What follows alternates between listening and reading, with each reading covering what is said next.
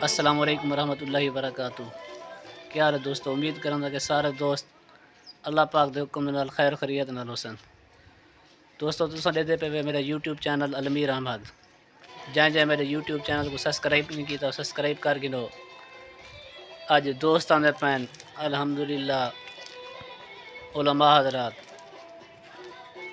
ते ताको पता है पिया सारा अल्हम्दुलिल्लाह नेक लोगों नाल मुहब्बत नेक लोगों नाल उठन बहन है ताल्लुक ज़्यादातर उन्हें नाल है ते रल मिल के जरा ना कढ़ाई बनाने पे हैं।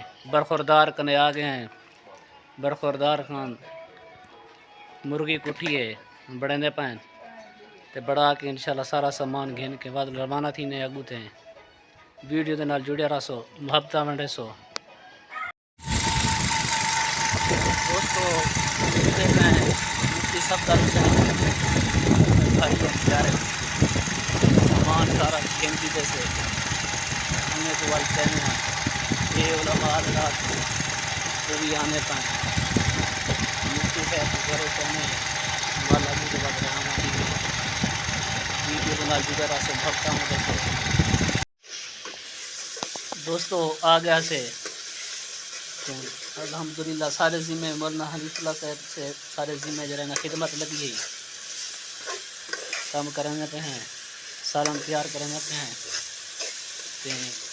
जिन्हें हजरात नाल भी उलमा नाल भी सारे को नाल मिल गए ताकू भक्ता में सो